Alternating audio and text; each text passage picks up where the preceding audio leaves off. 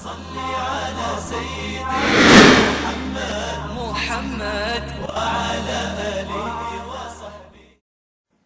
الحمد لله الذي أعلى منزلة المؤمنين بكريم خطابه ورفع درجة العالمين بمعاني كتابه وخص المستنبتين منهم بمزيد الإصابة وصوابه والصلاة والسلام على النبي وآله وأصحابه والسلام على أبي حنيفة وأحبابه. أما بعد فأعوذ بالله من الشيطان الرجيم. بسم الله الرحمن الرحيم. أولئك كتب في قلوبهم الإيمان وأيدهم بروح منه. صدق الله العظيم. إن الله وملائكته يصلون على النبي يا أيها الذين آمنوا صلوا عليه وسلموا تسليما.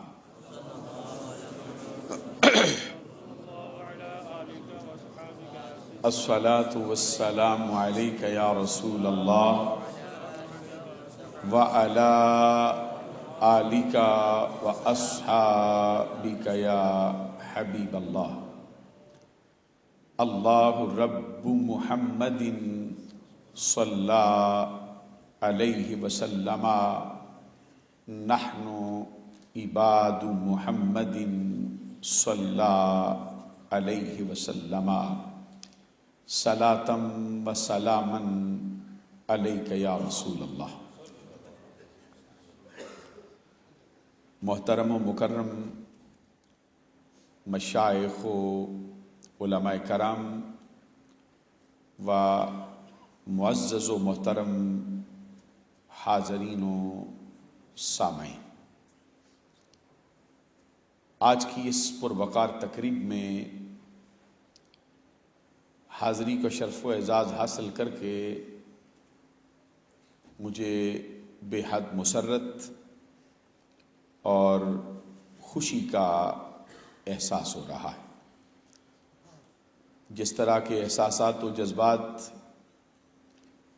آپ کے سینے میں ہیں، بالکل اسی طرح کے احساسات،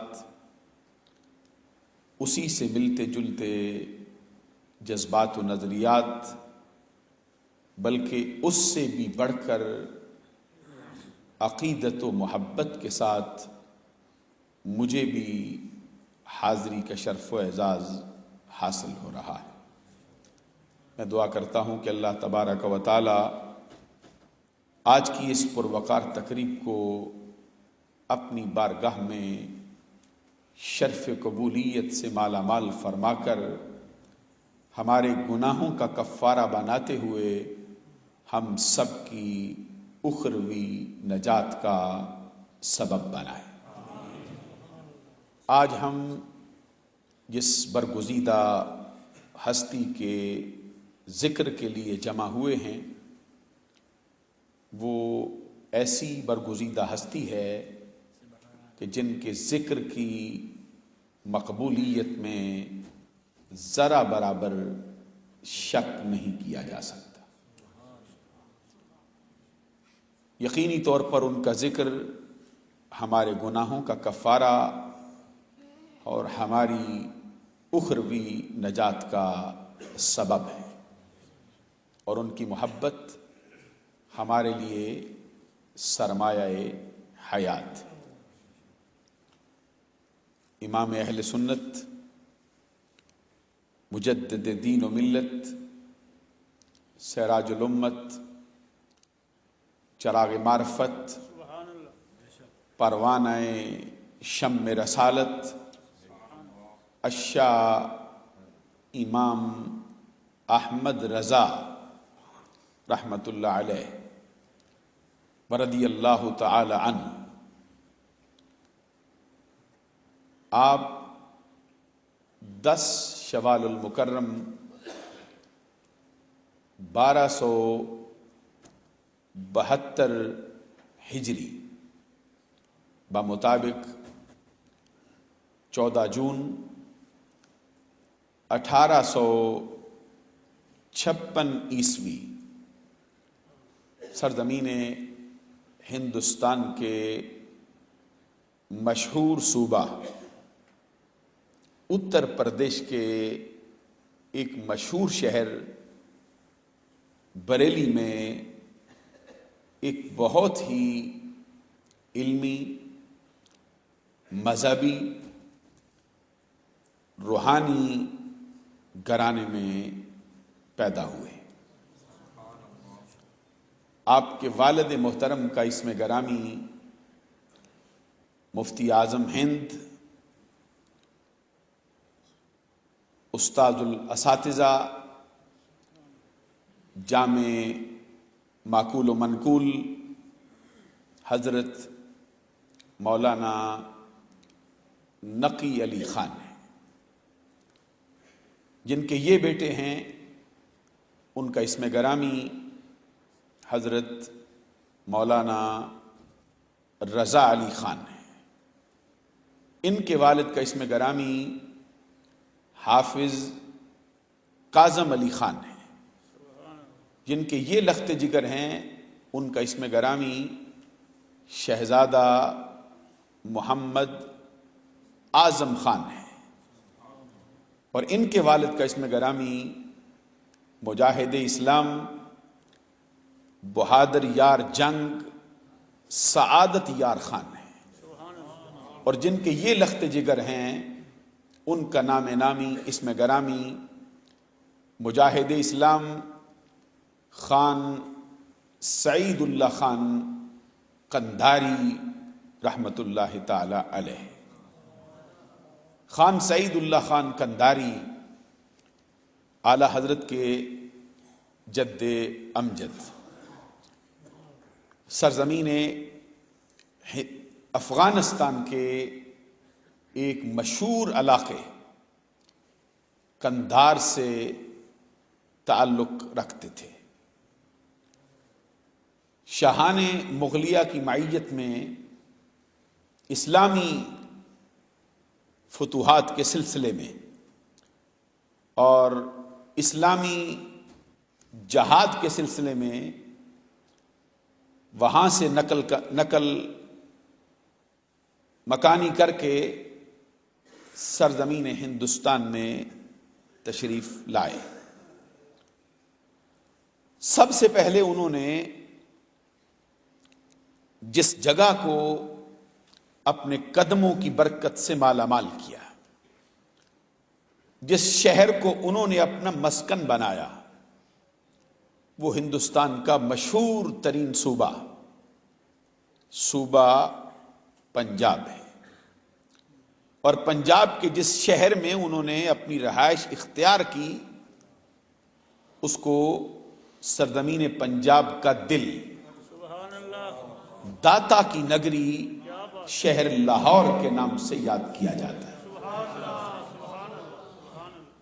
آج تک سرزمین لاہور کا مشہور اور تاریخی مقام شیش محل روڈ،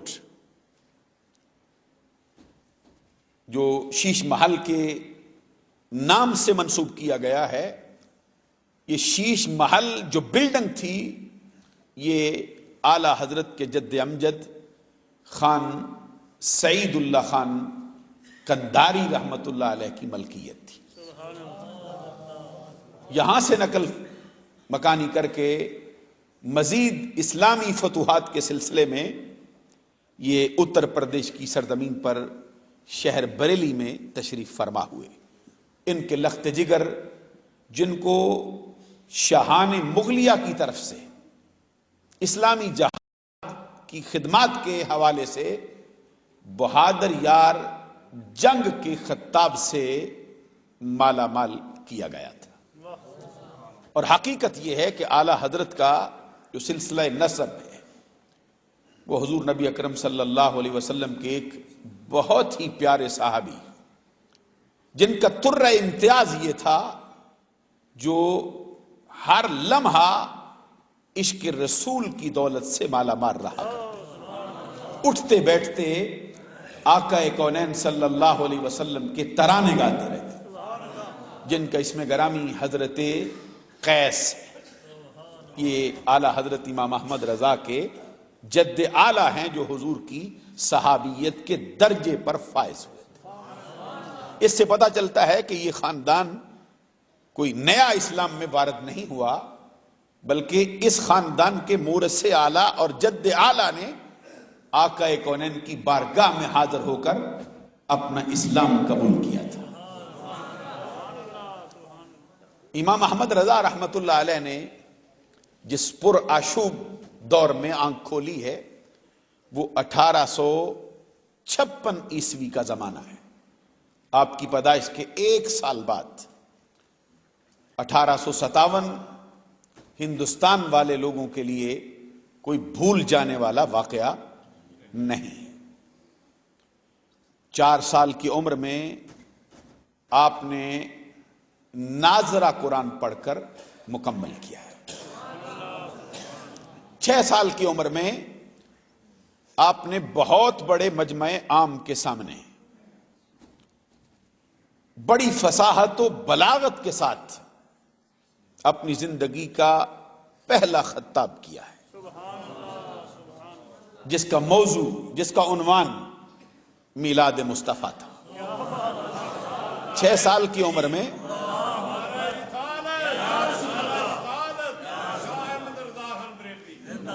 پتہ چلتا ہے کہ جس گھر کے اندر ان کی تعلیم و تربیت ہو رہی تھی وہ سارے کا سارا گھرانہ عشق رسالت سے مالا مال تھا.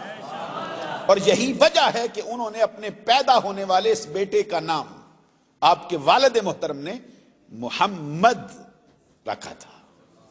نبی اکرم صلی اللہ علیہ وسلم کے نام سے برکت حاصل کرنے کی وجہ سے. اور اس کے پیچھے کیا واقعہ رونما تھا؟ مشہور حدیث ہے جس کو سیرت حلبیہ میں امام علی بن برہان الدین حلبی نے اپنی پہلی جلد میں 5 صحابہ کی مرویات سے نقل کیا ہے، جن میں سے حضرت ابو ہریرہ رضی اللہ تعالیٰ عنہ کے الفاظ ہیں. نبی اکرم صلی اللہ علیہ وسلم نے فرمایا من کان لہ مولودا فسماہ محمدا فحبا لی فتبرکا باسمی کان ہوا ومولودہ فی الجنہ یوم القیامت بغیر حساب.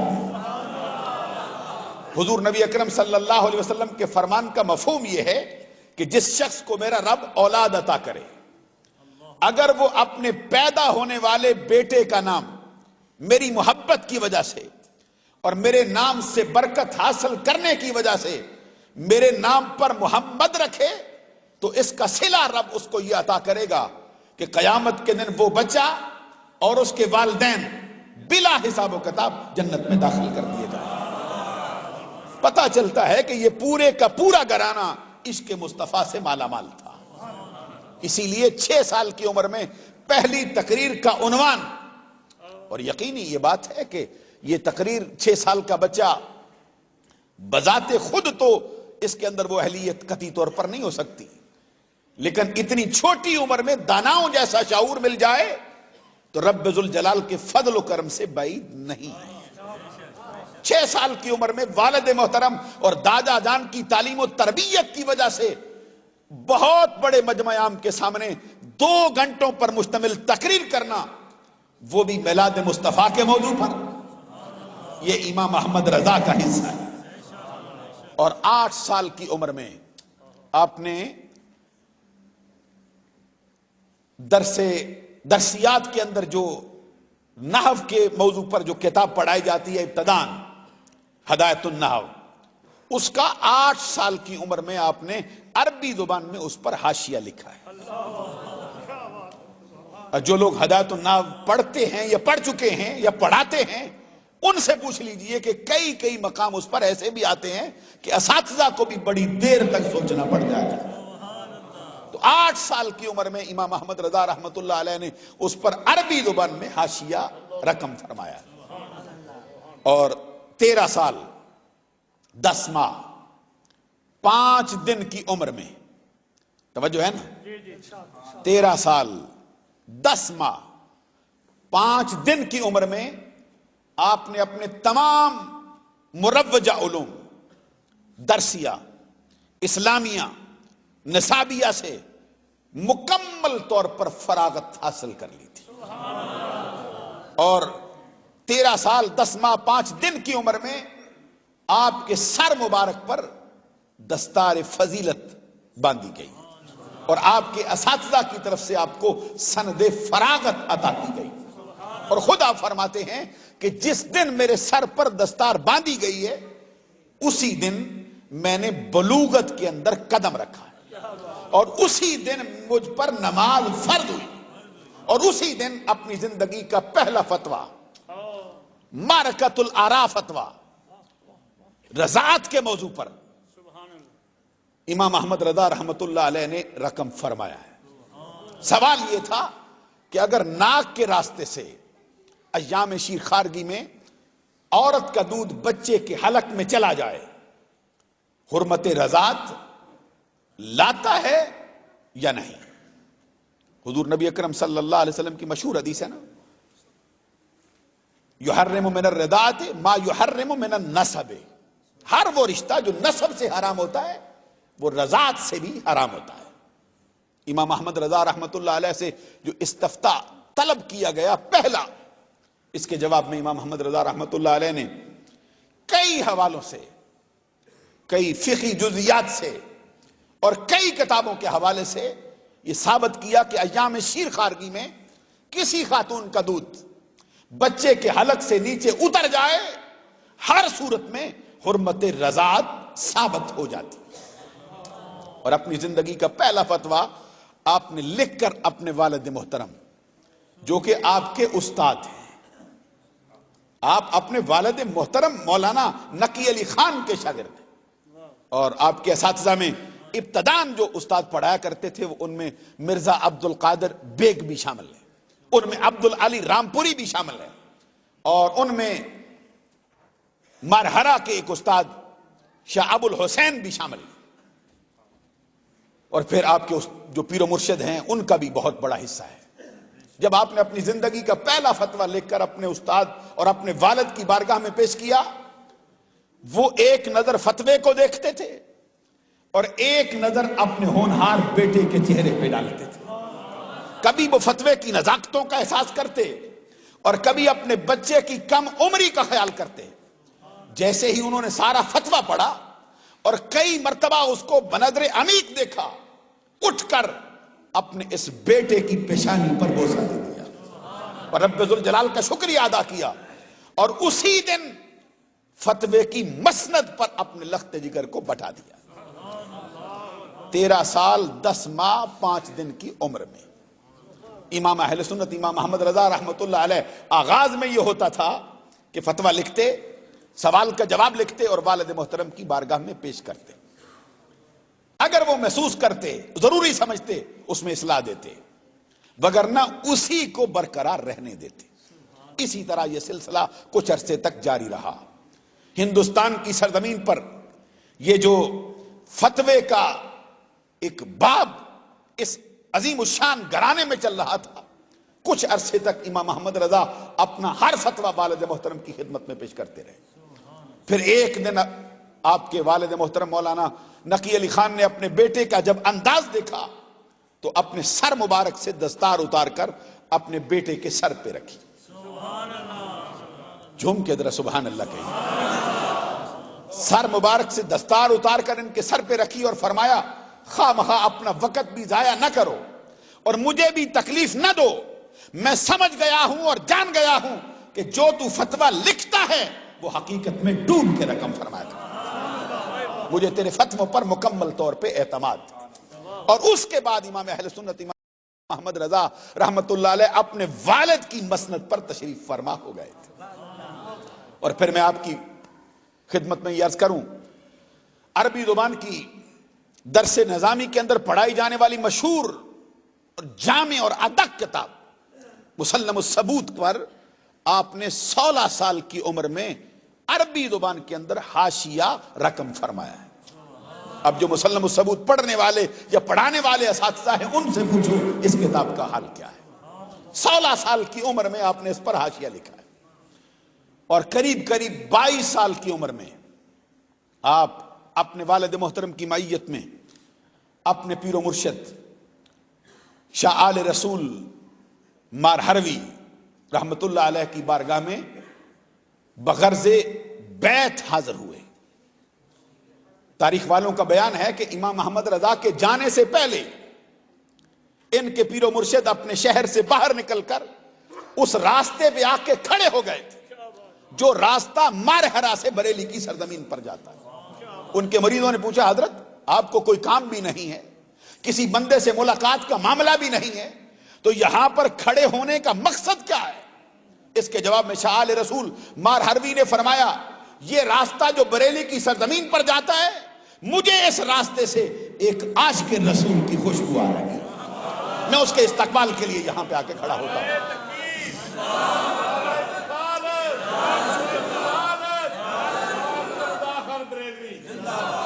عزیزان گرامی قدر، امام احمد رضا رحمت اللہ علیہ جب اپنے پیر و مرشد کی بارگاہ میں اپنے والد محترم کی معیت میں حاضر ہوئے، وہاں پہنچے، جاتے ہی ان کے پیر و مرشد نے ان کو اہلن و سہلن مرحبا کہا اور ایسا لگتا تھا جیسے وہ ان کے انتظار میں بیٹھے ہوئے.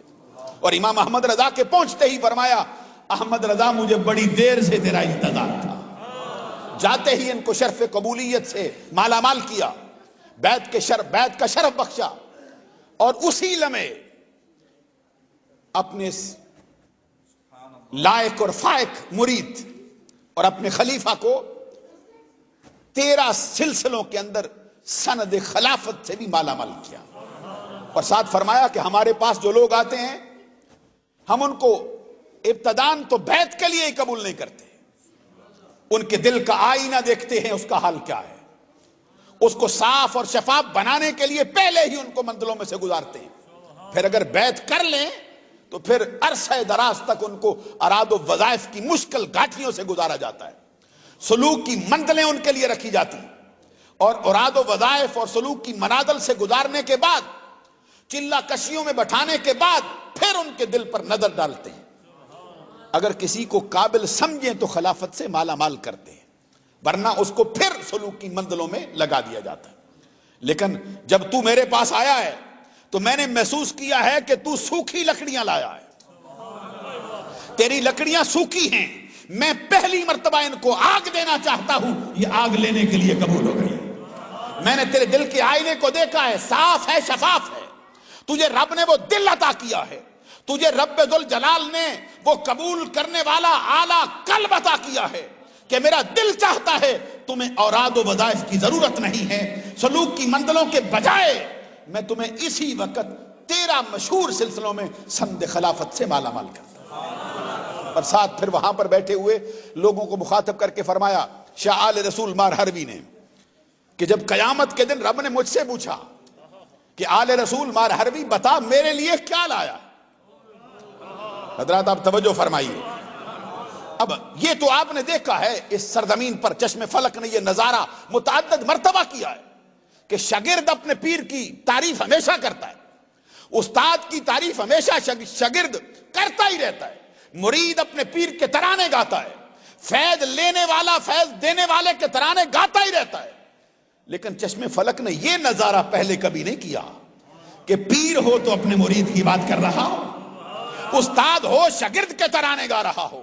عزیزان گرامی قدر، جو اپنے اساتذہ کا فخر ہے وہ احمد رضا ہے، جو اپنے پیروں کا فخر ہے وہ احمد رضا ہے. امام اہل سنت امام احمد رضا کے پیر و مرشد شاہ آل رسول مار حروی نے وہاں پر بیٹھے ہوئے اپنے عقیدت مندوں کو مخاطب کیا اور فرمایا کل قیامت کے دن اگر رب نے مجھ سے پوچھا آل رسول مار حروی بتا میرے لیے کیا لایا ہے، فرماتے میں اٹھا کر احمد رضا کو پیش کروں گا، رب ذوالجلال تیرے لیے یہ تحفہ لے کے آیا ہوں، قبول فرما۔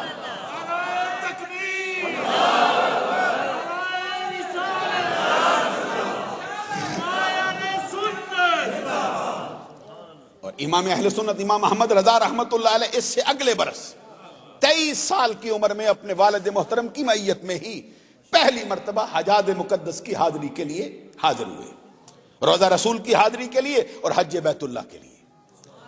حج بیت اللہ کیا۔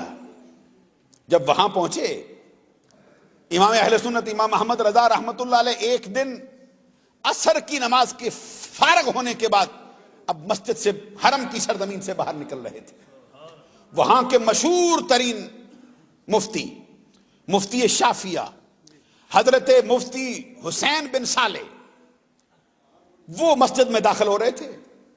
امام اہل سنت امام احمد رضا کے چہرے پر ان کی نظر پڑ گئی۔ اب دیکھتے ہیں تو احمد رضا کو دیکھتے ہی رہ جاتے، اس پیشانی پر تو فرشتوں کا تقدس برستا ہوا دکھائی دے رہا، اس پیشانی کی پاکیزگی کا، اس چہرے کی خوبصورتی کا حال تو یہ ہے کہ احمد رضا دامن نہ چھوڑے، عرش اعلیٰ کے فرشتے وضو کرنے زمین پر آ جائے۔ حسین بن صالح نے جب احمد رضا کا چہرہ دیکھا اور اس میں چمکتے ہوئے عشق مصطفیٰ کے نور کو دیکھا، بڑی دیر تک ٹک ٹکی لگا کر اپنی آنکھوں کی پیاس بجھاتے رہے، اور پھر اچانک آگے بڑھ کر امام احمد رضا کا ہاتھ ان کی کلائی اپنے دامن میں لے کر فرمایا واللہ انی لعجد نور اللہ ھذا الجبین، اللہ کی قسم میں تیرے چہرے کو ایسے ہی نہیں دیکھ رہا ہوں بلکہ اس چہرے کے اندر اس پیشانی میں رب کا چمکتا ہوا نور دیکھ رہا ہوں۔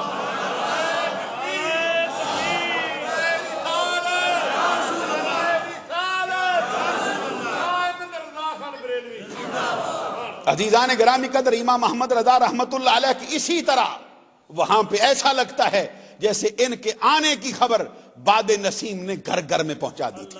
ہر کوئی امام احمد رضا کے لیے اپنی آنکھیں نہیں اپنا دل بچا کے بیٹھا ہوا دکھائی دے رہا تھا، اور سرزمین حجاج مقدس اور بیت اللہ اور حرم کی سرزمین پر امام احمد رضا کو ہاتھوں ہاتھ لیا جا رہا تھا، یہاں تک کہ جب آپ حرم شریف کے طواف سے فارغ ہوئے، حج بیت اللہ ہو گیا، اب الوداعی طواف کرنے لگے، تو پھر الوداعی طواف کرتے کرتے اچانک بیت اللہ شریف کے سامنے کھڑے ہو گئے اور مخاطب کیا، اور اپنی زندگی کی وہ مشہور نعتیہ نظم امام احمد رضا نے فی البدی کہی، اور کیا کہا؟ حاجیو آؤ، پتا چلتا ہے یہ اکیلے نہیں جاتے، تنہا نہیں جاتے ہیں، اپنے چاہنے والوں کو بھی ساتھ لے کے چلا کرتے ہیں۔ ان کا پیغام صرف اپنی ذات کے لیے نہیں ہوتا، جو اپنے لیے چاہتے ہیں اپنے بھائیوں کے لیے بھی وہی چاہا کرتے ہیں۔ امام احمد رضا رحمت اللہ علیہ نے پھر وہاں کھڑے کھڑے پڑھا حاجیو آؤ شہنشاہ کا روضہ دیکھو، ارے کعبہ تو دیکھ چکے، آؤ اب کعبے کا بھی کعبہ دیکھو، آب زمزم تو پیا اور خوب بجھائیں پیاسیں، آؤ اب ساقی کوثر کا بھی دریا دیکھو، آؤ اب ساقی کوثر کا بھی دریا دیکھو۔ عزیزان گرامی قدر، امام احمد رضا جھوم جھوم کر وہ پڑھتے رہے، اور اسی حالت میں، اسی تراوت میں، اسی لطافت میں امام احمد رضا رحمت اللہ علیہ روضہ رسول کی حاضری کے لیے چل پڑے، اور پھر خود جب کہہ چکے تو پھر کعبے کی طرف سے پھر اپنی زبان سے دوسرا جملہ کہہ دیا، غور سے سن اے رضا کعبہ سے آتی ہے صدا، کیا آشنائی ہے، دل کی آشنائی کا حال کیا ہے، اور ان کے کشف کی کیفیت کا حال کیا ہے۔ امام احمد رضا رحمت اللہ علیہ فرماتے صرف میں نہیں کہتا، ارے یہ صدایں تو کعبے سے بھی آ رہی ہیں، غور سے سن رضا کعبے سے آتی ہے صدا، میری آنکھوں سے میرے پیارے کا روضہ دیکھو۔ عزیزان گرامی قدر،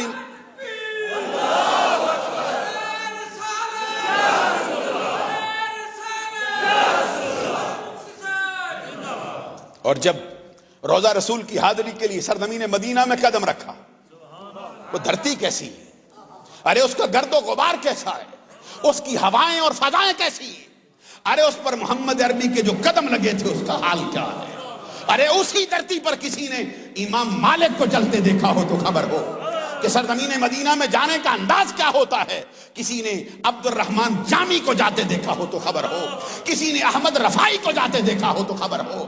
عزیزان گرامی قدر، آج ایک سرکار کا اور عاشق صادق جو اپنی زندگی میں نئی تاریخ رقم کر کے جا رہا ہے، جس نے کبھی زندگی میں شریعت کا دامن نہیں چھوڑا، جس کو شریعت کا ہمیشہ پاس رہا ہے، آج وہ احمد رضا جا رہا ہے۔ اور جب روضہ رسول پہ جاتے ہیں تو دل میں وہی امنگ ہے جو عاشق کے لیے کسی عاشق کے دل میں ہوا کرتی ہے۔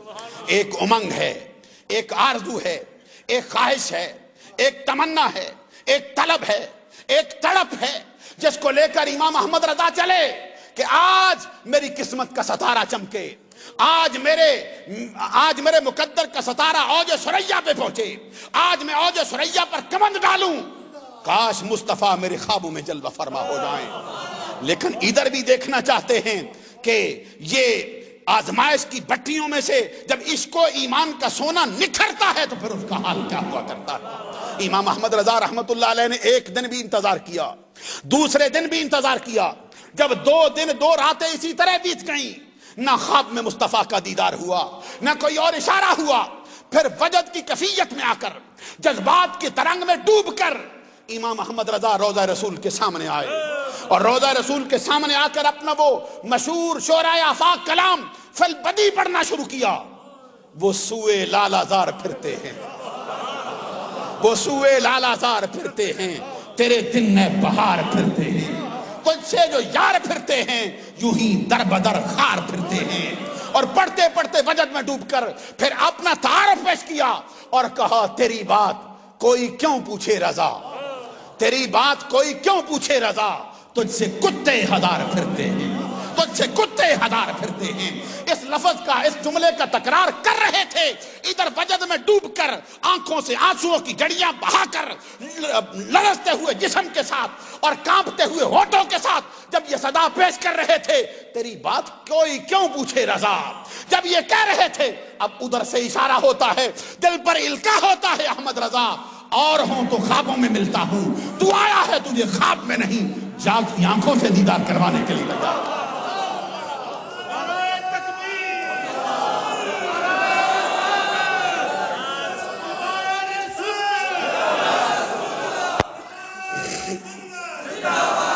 عزیزان گرامی قدر، جب ہم امام احمد رضا امام اہل سنت کی زندگی کا جائزہ لیتے تو پوری زندگی کا مطالعہ کرنے والے بلا اختیار بولنے لگ جاتے ہیں، اور کہتے کیا ہیں؟ ان کی زندگی کا حال یہ ہے کہ یا تو فرائض بندگی کے لیے خدا خانے میں جاتے ہیں، یا پھر جذبہ عشق کی تپش بڑھ جاتی ہے تو دیار حبیب کا سفر کرتے ہیں۔ اس کے علاوہ ان کے شب و روز اور شام و سحر کا ایک ایک لمحہ دینی مہمات میں اس درجہ مصروف ہے کہ نگاہ اٹھا کر بھی دیکھنے کی انہیں مہلت نہیں ملتی۔ ہزار انداز دل لبائی پر کبھی بھی خیال غیر کو باریابی کی اجازت نہیں مل سکی۔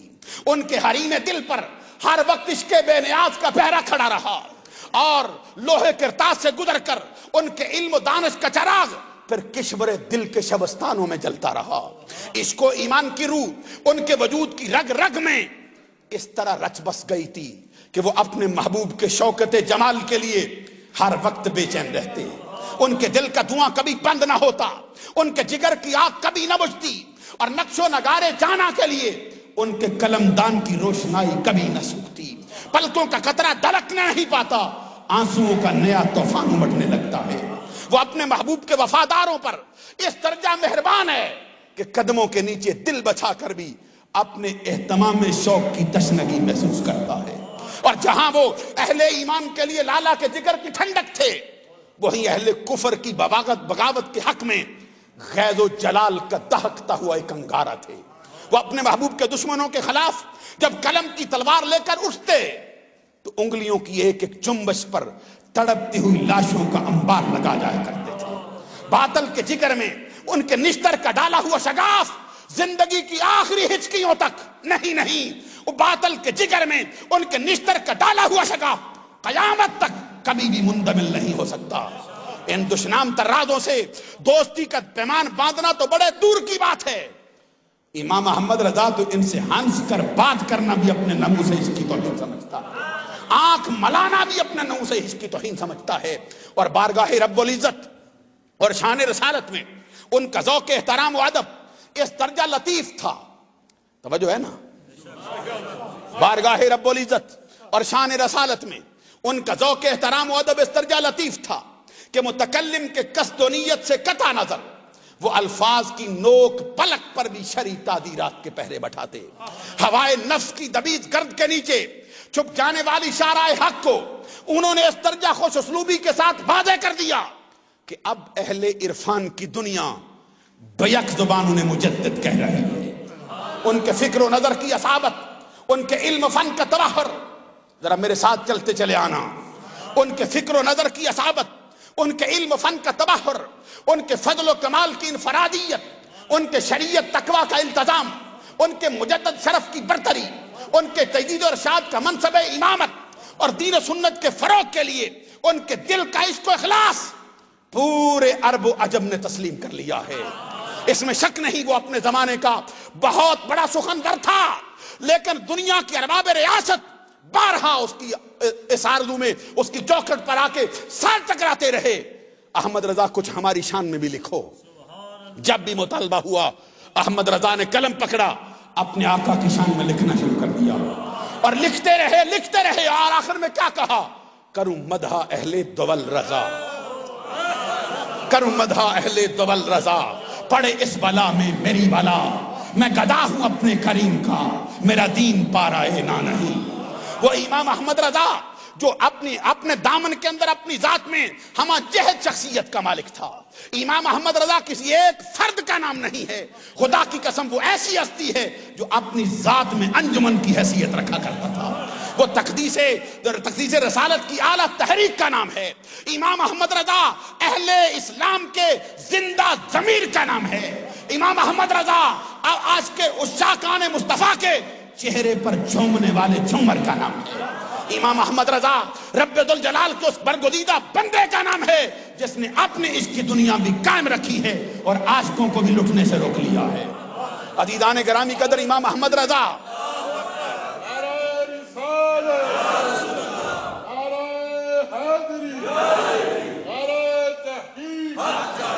جب ہم ان کی شخصیت کا جائزہ لیتے, خدا کی قسم ہم جہد شخصیت, میدان تفسیر میں دیکھو اعلیٰ پائے کا مفسر ہے, اور تفسیر اور اصول تفسیر کے موضوع پر امام احمد رضا کی درجن بھر کے قریب کتابیں, بیضاوی پہ ان کا حاشیہ موجود ہے, خازن پہ ان کا حاشیہ موجود ہے, معالم التندیل پہ ان کا حاشیہ موجود ہے, در منصور پہ ان کا حاشیہ موجود ہے. عزیزان گرامی قدر 11 کے قریب تفسیر کے میدان میں, اصول تفسیر کے میدان میں درجن بھر کے قریب ان کی کتابیں موجود ہیں.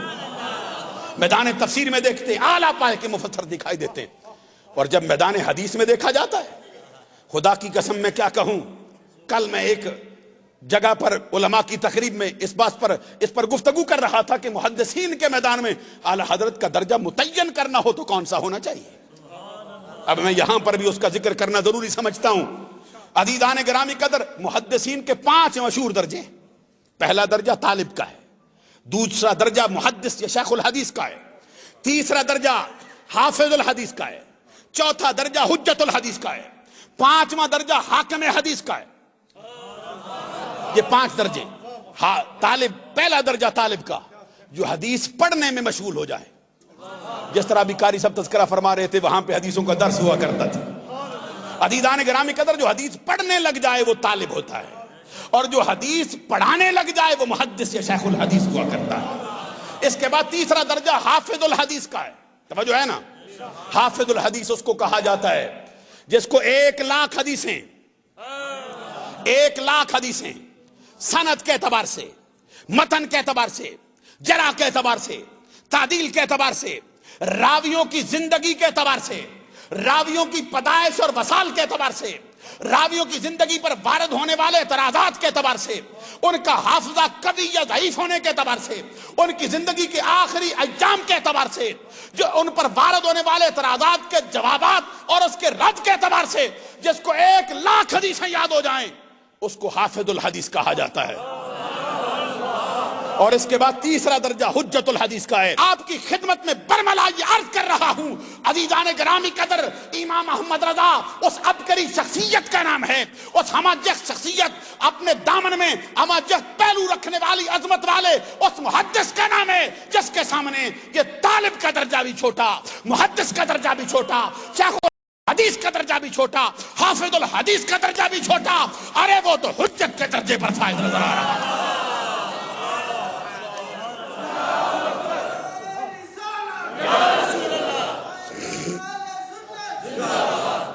اور وہ اپنے زمانے کا محدث اعظم دکھائی دے رہا ہے۔ عزیزان گرامی قدر، میدان حدیث میں تو محدث اعظم مانا گیا۔ اب میں عرض کروں، جو ان کا اپنا وصف خاص تھا درجہ اجتہاد، درجہ اجتہاد میں ان کا مقام متعین کرنا ہو تو کون سا ہوتا ہے؟ عزیزان گرامی قدر، یہ صرف میں نہیں کہہ رہا، اس وقت علماء جو روئے زمین پر ہیں اور اس سے پہلے یہ جو ان کے بعد جتنے ان کے ہم اثر ہوئے، ان کے بعد آنے والے، سب کا یہ کہنا ہے، یہ مجتہدین کے جو 7 درجے ہیں مشہور، پہلا درجہ سب سے اعلیٰ درجہ مجتہد فی الشرع کا ہے، دوسرا درجہ مجتہد فی المذہب کا ہے، تیسرا درجہ مجتہد فی المسائل کا ہے، چوتھا درجہ اصحاب تخریج کا ہے، پانچواں درجہ اصحاب ترجیح کا ہے، اور چھٹا درجہ ممیزین کا ہے، اور 7واں درجہ محض مقلدوں کا ہے، مقلد محض کا درجہ ہے۔ آئیے عزیزان گرامی قدر، میں آپ کی خدمت میں عرض کروں، جب ہم امام احمد رضا کی زندگی کا جائزہ لیتے ہیں، انہوں نے جس موضوعات پر قلم اٹھایا، جن فتووں پر اپنا تباہ آزمائی کی ہے، ہمیں تو جتنے مجتہدین کے درجے ہیں، صرف اوپر والا درجہ چھوڑ کر، جس میں فقط ائمہ اربعہ آتے ہیں، جس میں امام اعظم ابو حنیفہ، جس میں امام محمد بن ادریس شافعی، جن میں امام مالک بن انس امام دار الحجرہ، جن میں امام احمد بن حنبل، ان چاروں کا مقام آتا ہے۔ مجتہد فی الشرع کے بعد جو محدثین، جو ائمہ مجتہدین کے 6 درجے ہیں، ان 6 درجوں کی ایک ایک جھلک احمد رضا میں ضرور پائی جاتی ہے۔ اور اگر ان کا کوئی مقام متعین کرنا چاہے اور اس پر دلائل کے انبار لگانا چاہے تو میں عرض کروں گا، اوپر والے 2 درجے چھوڑ کر یہ تیسرا درجہ جو مجتہد فی المسائل کا ہے، امام احمد رضا مجتہدین کی صف میں جو مجتہد فی المسائل ہیں، ان کی صف میں ایسا دکھائی دیتا ہے جیسے ستاروں کے چرمٹ میں 14ویں کا چاند چمکتا ہوا دکھائی دے رہا۔ عزیزان گرامی قدر، امام احمد رضا کی زندگی کا کبھی جائزہ لو۔ میں یاد کر رہا تھا، میدان تفسیر میں اعلیٰ درجہ ہے، میدان حدیث میں محدث اعظم کہلاتے ہیں، اور جہاں تک میدان تفسیر کا تعلق ہے، اب خازن کو پڑھے بغیر علماء اپنے میدان تفسیر میں کلام نہیں کرتے، بیضاوی کو پڑھے بغیر عامہ تفسیر کلام نہیں کرتے۔ آج کل کے بڑے بڑے اساتذہ سے پوچھو، درسیات میں کتابیں جو پڑھائی جاتی ہیں اور اس کے ساتھ ساتھ یہ بیضاوی ان میں مرکزی کتاب ہے میدان تفسیر میں۔ جب مفتی اعظم ہند آپ کے لخت جگر مصطفیٰ رضا خان نے سوال کیا، قاضی بیضاوی اور خازن کے بارے میں آپ کا کیا نظریہ ہے؟ قربان جاؤں میں امام محمد رضا تیرے مقام پر۔ امام محمد رضا رحمت اللہ علیہ نے فرماتے قاضی بیضاوی اور خازن ائمہ تفسیر میں سے نہیں ہے، وہ امام محمد رضا جو قاضی بیضاوی اور خازن کو بھی ائمہ تفسیر نہ مانتا ہو، خود اس کا اپنا مقام مکان میں تفسیر میں کیا ہوگا؟ یہ امام محمد رضا رحمت اللہ علیہ کی ذات والا صفات، خدا کی قسم کبھی منطق و فلسفہ والے بھی امام محمد رضا کو پڑھیں۔ مشہور تعریف جو علم کی ہے، الصورۃ الحاصلۃ من الشیء عند العقل، یہ منطق کی مشہور تعریف ہے، امام محمد رضا نے اس کا رد کیا ہے۔ توجہ نہیں فرمائی آپ نے؟ عزیزان گرامی قدر، امام محمد رضا رحمت اللہ علیہ نے اس میدان کے اندر بھی منطق اور فلسفہ پر بھی اپنی یادگار کے طور پر درجن کے قریب کتابیں چھوڑی ہیں، لیکن یہ اس فلسفے کا اور اس نظریے کا اور اس منطق کا رد کیا امام احمد رضا نے۔ اور یہ جو منطقیوں نے کہا، یہ جو انہوں نے کہا عقل والوں نے کہ انسان کی تعریف کیا ہے؟ حیوان ناطق، کبھی کوئی ذی شعور اس پر امام احمد رضا کا رد پڑے؟ اس مختصر سی محفل میں آپ کے سامنے رکھ نہیں سکتا کہ بولنے والا حیوان ہے انسان، اس پر اعلیٰ حضرت نے جو کلام کیا ہے، خدا کی قسم کوئی دشمن بندہ اعلیٰ حضرت کا پڑ جائے اس مقام کو، اس کی آنکھیں کھل جائیں کہ یہ ہے وہ شخص جس پر علم کا انکار رب ذوالجلال کی بارگاہ سے ہوا ہے، اس کو علم لدنی رب نے عطا کیا ہوا ہے، وہ امام احمد رضا کی ذات۔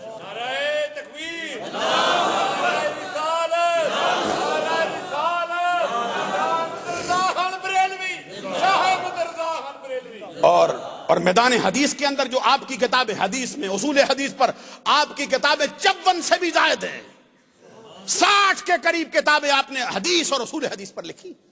بخاری پہ آپ کا حاشیہ موجود ہے، مسلم پہ آپ کا حاشیہ ہے، ترمذی پہ آپ کا حاشیہ ہے، نسائی پہ آپ کا حاشیہ موجود ہے، اور ابن ماجہ پہ آپ کا حاشیہ موجود ہے، اور مسند امام احمد بن حنبل پر حاشیہ موجود ہے، مسند امام اعظم پر حاشیہ موجود ہے، دلائل النبوت امام بہقی پر ہے، دلائل النبوت امام ابو نعیم پر ہے، ارے موطا امام محمد پر ہے، موطا امام مالک پر آپ کا حاشیہ ہے، 60 کے قریب کتابیں حدیث اور رسول حدیث پر آپ نے نقل فرمائی۔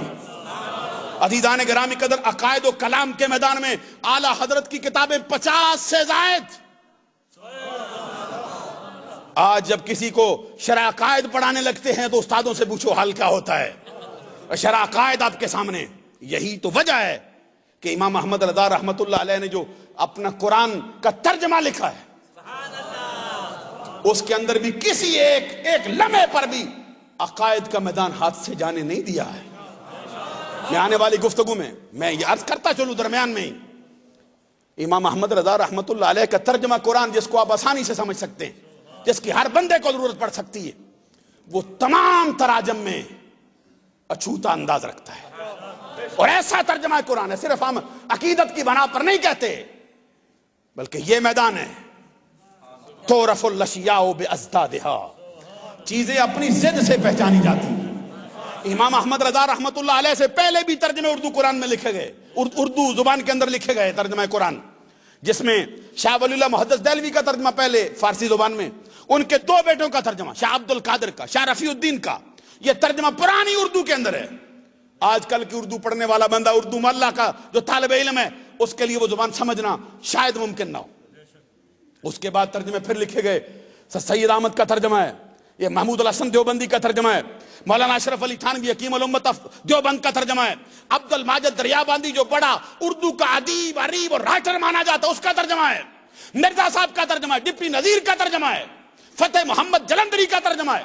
سارے ترجمے اٹھا کے دیکھو اور پھر اسی مقام سے احمد رضا کو دیکھو،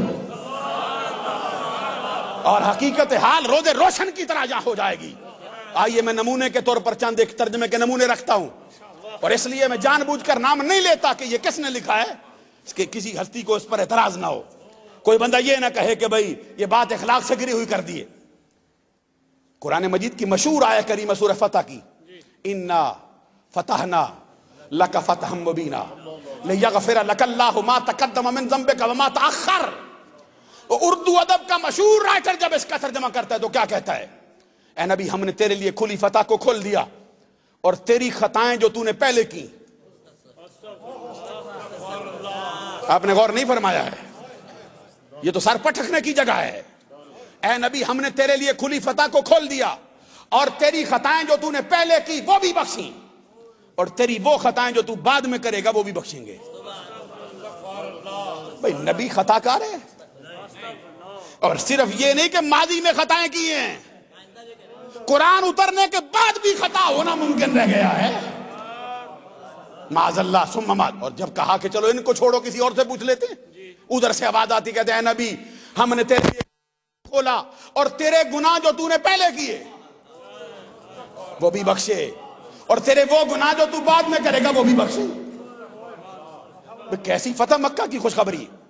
حضرات میرے ساتھ چلیے نا ذرا، میں آپ کو کیسے سمجھاؤں یہ بات کیا ہے، آپ تک کیسے منتقل کروں میں یہ کیا عرض کر رہا۔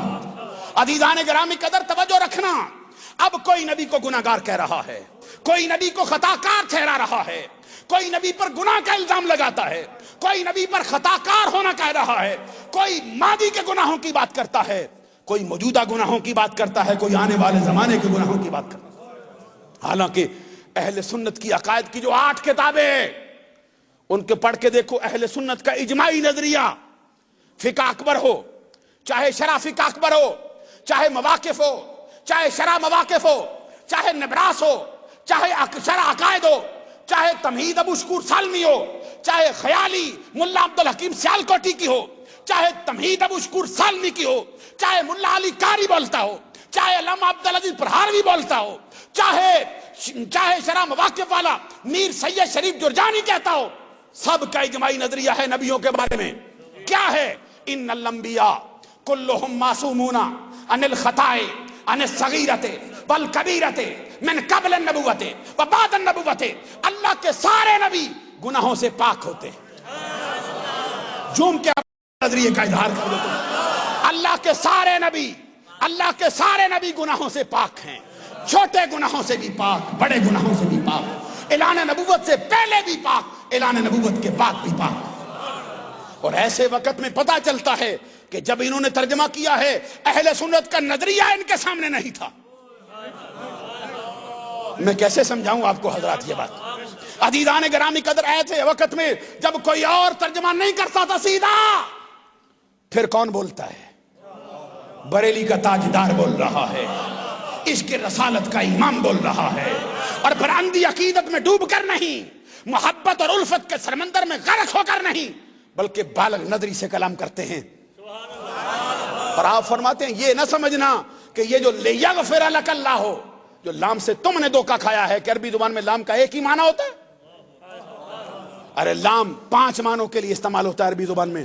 کبھی اختصاص کے لیے آتا ہے، کبھی علت کے لیے آتا ہے، کبھی زائدہ بنایا جاتا ہے کلام کو حسن دینے کے لیے، کبھی اس کے قسم کے لیے لایا جاتا ہے. اور کہا گیا ہے فارسی میں لام بہرے اختصاص ہو، عاقبت، علت، قسم، زائدہ، ان رام مرادف بعد قول بیریا.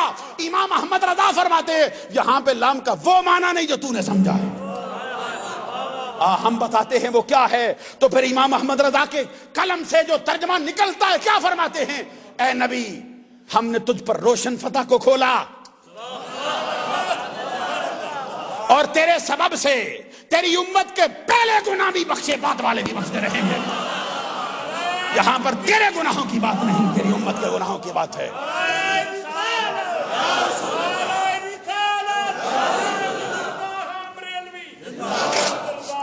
عزیزان گرامی قدر، یہاں پہ فرمایا تیرے سبب سے. اور پڑھ لو قرآن مجید کی آیہ کریمہ، رب کہتے والا سوف یوتیک ربک فترضی. اے محبوب ان قریب تجھے اتنا عطا کریں، اتنا عطا کریں گے کہ تو اپنے رب سے راضی ہو جائے گا، راضی ہو جائے گا. قیامت کا دن ہوگا، تجھے تیری امت کی مغفرت و بخشش دیتے جائیں گے، دیتے جائیں گے. اور سامنے بٹھا کے پوچھیں گے محبوب بتا اب راضی ہے؟ آپ نے غور نہیں فرمایا ہے. بتا اب راضی ہے؟ اور آقا کونین صلی اللہ علیہ وسلم سے پوچھا جاتا آقا بتائیے آپ اپنے رب سے کیسے راضی ہوں گے؟ تو جواب میں سرکار کہتے واللہ لا ارضا وواحد من امتی فی النار. اللہ کی قسم میں اپنے رب سے راضی نہیں ہوں گا یہاں تک کہ میرا آخری امتی بھی جنت میں داخل کر دیا جائے. اور پوچھو پھر تفسیر کبیر،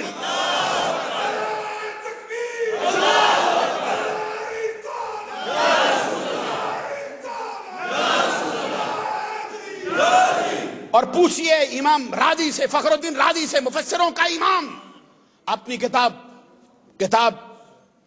شہرائے آفاق کتاب کے اندر امام راضی رحمت اللہ علیہ اپنی تفسیر کبیر جلد 4 صفحہ نمبر 106 پر حدیث قدسی نقل کرتے ہیں. آقا کونین صلی اللہ علیہ وسلم نے فرمایا مجھ سے میرا رب کہتا ہے یا محمد کل احد یطلب الرضائی وانا اطلب رضاک فی الدارین. اے محمد، کائنات کا ذرہ ذرہ میری رضا چاہتا ہے لیکن میں دونوں جہانوں میں تیری رضا چاہتا رہتا. اور اسی کا ترجمہ امام احمد رضا نے کیا، خدا کی رضا چاہتے ہیں دو عالم، خدا کی رضا چاہتے ہیں دو عالم، خدا چاہتا ہے رضائے محمد، خدا چاہتا ہے رضائے. اور پھر کوئی ایک مقام ایسا نہیں جس پر ترجمہ نگاروں نے ٹامک ٹوئیاں کھائی ہیں، جس پر وہ بھٹکتے رہے ہیں، زگ زیگ ہوئے ہیں ہر راستے سے. میں آپ کو، یہ تو آقا کونین کی عصمت کی بات ہے. آئیے ذرا میں ایک مقام آپ کے سامنے وہ بھی رکھوں. حضرت عیسیٰ روح اللہ کلمت اللہ، جن کی ماں پاکیزہ طیبہ طاہرہ صدیقہ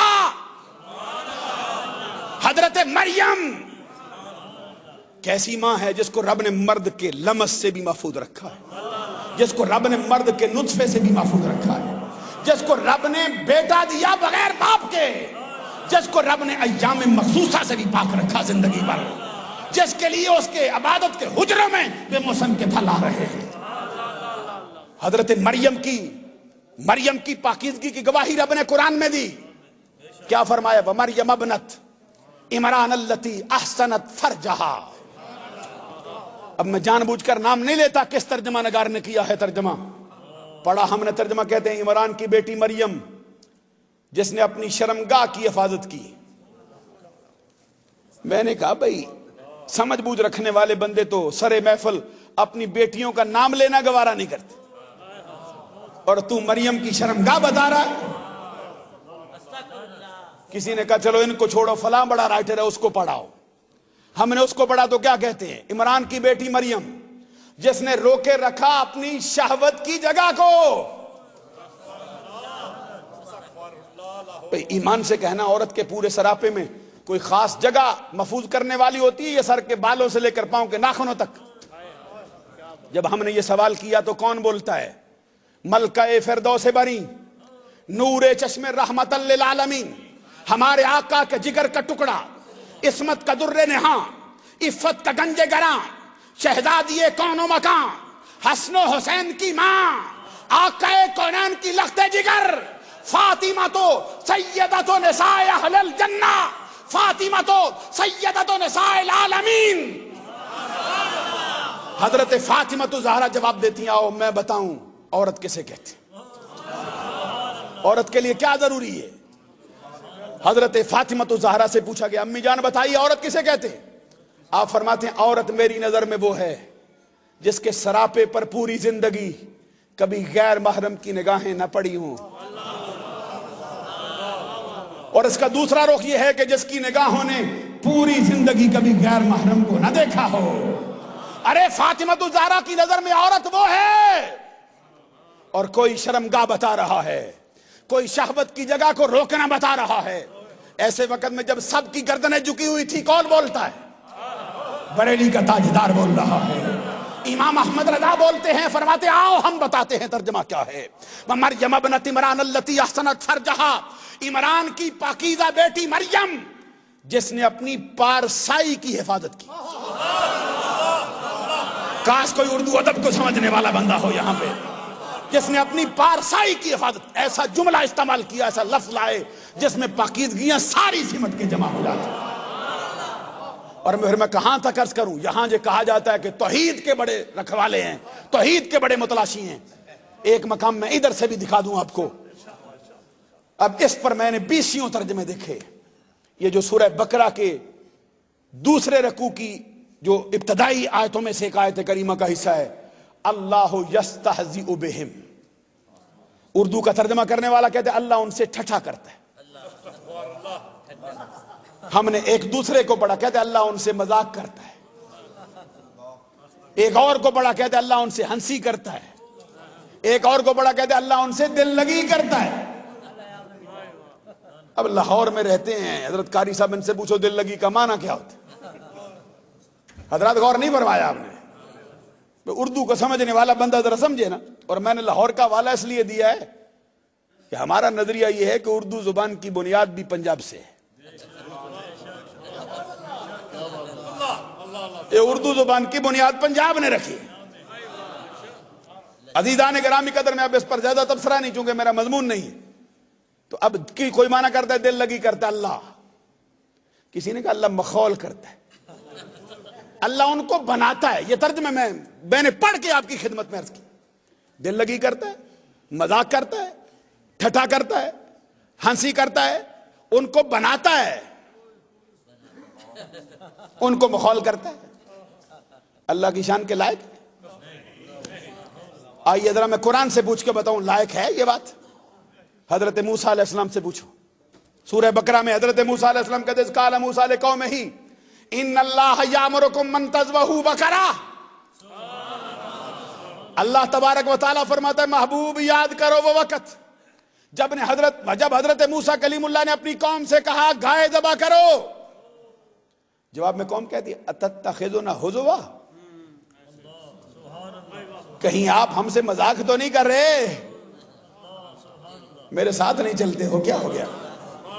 کہیں آپ سے ٹھٹھا تو نہیں کر رہے ہم سے؟ کہیں آپ ہم سے ہنسی تو نہیں کرتے؟ دل لگی مذاق کا معاملہ تو نہیں؟ آگے جو جواب حضرت موسیٰ نے دیا، خدا کی قسم سونے کے پانی سے لکھے قیمت نہیں ادا ہوتی۔ انہوں نے بتایا ہے کہ کیسے جملے بولتے ہیں۔ کہتے قال اعوذ باللہ ان نکون من الجاہلین، کہتے میں تو ٹھٹھا کرنے سے، مذاق سے دل لگی کنسے سے انسی کرنے سے اللہ کی پناہ چاہتا ہوں، اس لیے کہ یہ کام جاہلوں کے ہیں، عقل مندوں کے نہیں۔ عقل مند ٹھٹے نہیں کرتے۔ اب حضرت موسیٰ کہتے جاہلوں کا کام ہے ٹھٹا کرنا، تو جنہوں نے کہا بھائی رب ٹھٹا کرتا ہے، ذرا سورہ حجرات سے رب کا اپنا کلام بھی پوچھ لے۔ اللہ تبارک و تعالیٰ فرماتا ہے یا ایھا الذین آمنوا لا یسخر قوم من قوم عسیٰ، کوئی قوم کسی دوسری قوم سے ٹھٹا نہ کرے، اور آگے فرمایا عورتیں بھی عورتوں سے ٹھٹا نہ کریں۔ عزیزان گرامی قدر، وہ رب جو مردوں کو منع کرے عورتوں کو منع کرے، حضرت موسیٰ کہیں جاہلوں کا کام ہے۔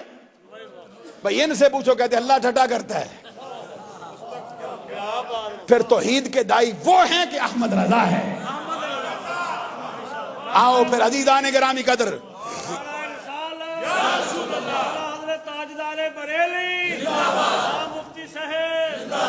عزیزان گرامی قدر، میں یہ بات عرض کر رہا تھا، اب آئیے ذرا ایک اور مقام بھی آپ کے سامنے رکھو۔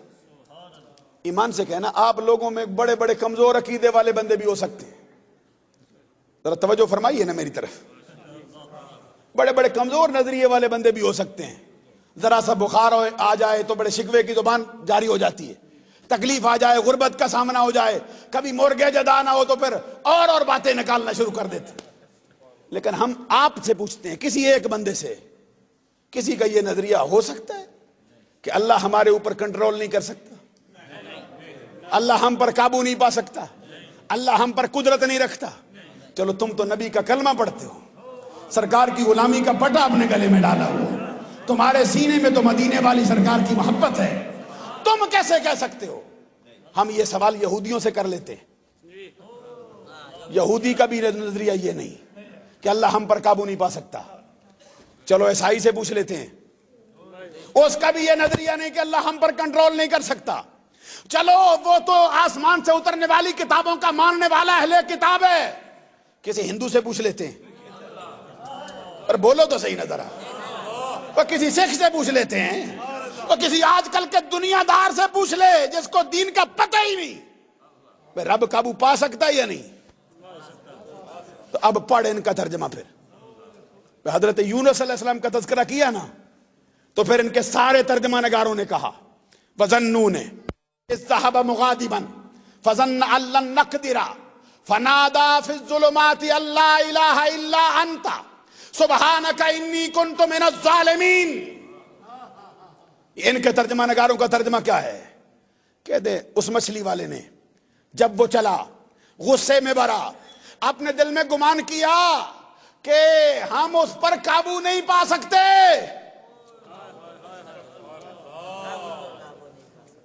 کسی نے کہا ہم اس پر کنٹرول نہیں کر سکتے، کسی نے کہا رب میرا قدرت نہیں رکھتا، کوئی کہے کہ رب کو قدرت نہیں نبی کی زبان سے، رب قابو نہیں پا سکتا نبی کی زبان سے، رب کنٹرول نہیں کر سکتا نبی کی زبان سے۔ نقدر کا معنی کسی نے قدرت کر دیا ہے، کسی نے کنٹرول، کسی نے قبضہ، کسی نے قابو۔ ایسے وقت میں پھر تمہارا امام بولتا ہے اور فرماتے کیا ہے بھائی، نقدر کا معنی ہر جگہ پر تنگی نہیں ہوتا، ہر جگہ پر قدرت نہیں ہوتا۔ قرآن کی دوسری آیت بھی پڑھنا، وَيَبْسُطُ الرِّزْقَ لِمَن يَشَاءُ وَيَقْدِرُ، اللہ جس کے لیے چاہتا ہے رزق کو شادہ کرتا ہے، جس کے لیے چاہتا ہے رزق کو تنگ کرتا ہے۔ امام احمد رضا نے کہا، اور صاحب نون نے، اس مچھلی والے نے، جب وہ چلا اپنے گھر میں، گھر سے دل میں گمان کیا اپنی محبت کے سبب سے ہم اس پر تنگی نہیں فرمائیں گے۔ میں کتنے مقامات آپ کے سامنے رکھوں عزیزان گرامی قدر، یہاں تک کہ ایک مقام پر تھے انہوں نے کہہ دیا واقعات کے رونما ہونے سے پہلے اللہ کو بھی علم نہیں ہوتا۔ پڑھو سورہ بقرہ کی آیت، دوسرے پارے کی قبلے کے بدلنے والی بات، توجہ ہے نا؟ وَمَا جَعَلْنَا الْقِبْلَةَ الَّتِي كُنْتَ عَلَيْهَا إِلَّا لِنَعْلَمَ مَن يَتَّبِعُ الرَّسُولَ۔ إِلَّا لِنَعْلَمَ کا معنی کسی نے کیا ہے تاکہ ہم دیکھیں، تاکہ ہم جان لیں، تاکہ ہم معلوم کر لیں۔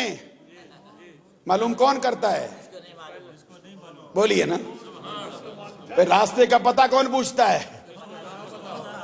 کسی کی شخصیت کے بارے میں کون پوچھتا ہے کیسا بندہ ہے؟ ارے جس کو کہتے ہو بھائی تاکہ ہم جان لیں، تاکہ ہم معلوم کر لیں، تاکہ ہمیں علم ہو جائے، تاکہ ہم دیکھیں، وہ تو علیم بذات الصدور ہے، وہ تو عالم الغیب و شہادہ ہے۔ ارے اس رب کا تو مرتبہ ہی بڑا ہے، اور تم اپنے آپ کو رب ذوالجلال کی الوہیت کا اپنے آپ کو دائی اور موحد کہتے ہو۔ تو رب ذوالجلال کے لیے یہ جملے ایسے موقع پر پھر امام احمد رضا بولتا ہے، اور اعلیٰ حضرت کا ترجمہ کیا فرماتے؟ اِلَّا لِنَعْلَمَ، تاکہ ہم ظاہر کر دیں، ہمیں تو معلوم ہے، زمانے کو بھی دکھا دے معاملہ کیسا ہے۔ اور ایک مقام نہیں، میں 20 مقام آپ کے سامنے رکھوں۔ اللہ تبارک و تعالیٰ عمل کی توفیق سے مالا مال فرمائے۔ امام اہل سنت امام احمد رضا رحمت اللہ علیہ نے زندگی میں 12,000 کے قریب کتابیں لکھی، ان میں آپ کا فتاوی رضویہ دیکھیے، ابھی اب جو نئے انداز میں وہ شائع کیا گیا 33 جلدوں پر مشتمل وہ کتاب، ہزاروں صفحات۔ عزیزان گرامی قدر، اعلیٰ حضرت امام احمد رضا رحمت اللہ علیہ نے شمسی سالوں کے اعتبار سے 68 برس عمر پائی، اور قمری سالوں کے اعتبار سے 68 برس، اور شمسی سالوں کے اعتبار سے 65 برس آپ نے عمر مبارک پائی۔ اسی مبارک مہینہ جس کا نام صفر المظفر ہے، اس کی 25 تاریخ کو جمعۃ المبارک کے دن 2:28 پر، جبکہ جمعۃ المبارک کی اذان پڑھنے والا شخص حی علی الفلاح کی آواز بلند کر رہا، امام احمد رضا نے دائی اجل کو لبیک کہا۔ رب ذوالجلال ان کی قبر پر کروڑ رحمت نازل فرمائے، اور انہوں نے جو پیغام امت مسلمان کو دیا ہے، ہمیں اس کو سنبھالنے اور اس پر قائم رہنے کی توفیق عطا فرمائے۔ عزیزان گرامی قدر، ایک بہت بڑا مرتبہ اس زمانے میں بھی رونما ہوا ہے، جس کو ہم نے دیکھا ہے کہ اس میدان کے اندر اہل سنت کے لیے میدان بالکل خالی تھا اور تشنگی محسوس ہوتی، اور وہ میڈیا کا میدان ہے۔ میدان میڈیا کے اندر اہل سنت کے پاس کوئی ٹی وی نہیں تھا، لیکن اس ہستی نے، پیر طریقت، رہبر شریعت، عالمی مبلغ اسلام حضرت پیر علاؤ الدین صدیقی صاحب دامت برکاتہم العالیہ نے یہ اہل سنت کے لیے ایک مرکز مہیا کیا ہے، اور اس میدان کے اندر ہراول دستے کا کردار ادا کیا ہے۔ اہل سنت کے لیے ایک ایسا ٹی وی دیا ہے جس کے دروازے ہر سنی کے لیے کھلے۔